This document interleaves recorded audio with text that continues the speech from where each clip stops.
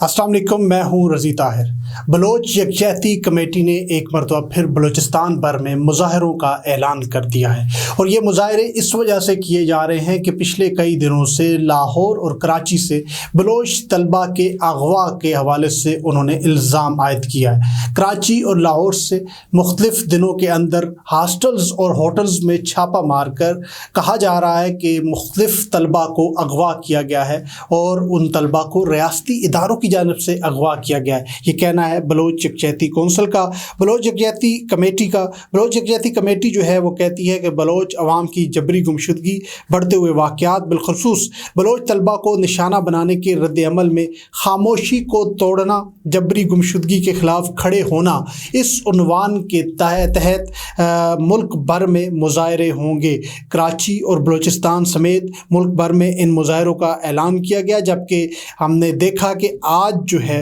वो तुर्बत में और मुख्तलिफ़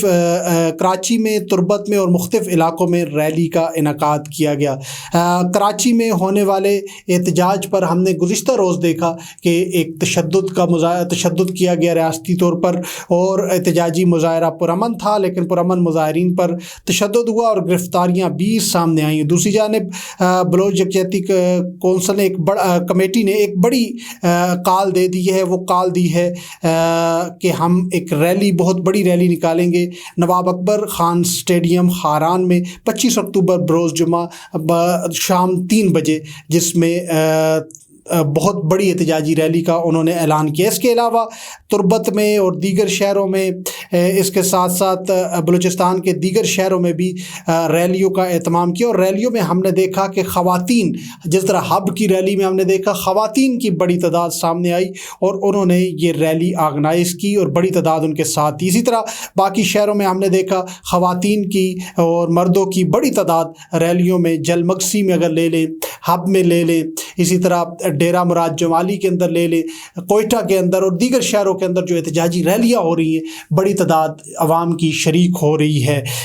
एक मरतबा फिर जो है बलूचिस्तान की बलोच यकजहती कमेटी की जानिब से यह अदा किया गया है कि जबरी गुमशुदगी के ख़िलाफ़ हम अपनी तहरीक को अगले फ़ेज़ में लेके जा रहे हैं। और दूसरी जानिब हमने देखा कि डॉक्टर मारंग बलोच, जिनको मुल्क से बाहर भी नहीं जाने दिया गया, वो भी अब इन रैलियों के अंदर मुख्तलिफ़ रैलियों की क़यादत करती हुई दिखाई देंगी। ये बलूचिस्तान की सूरत हाल थी, जहाँ पे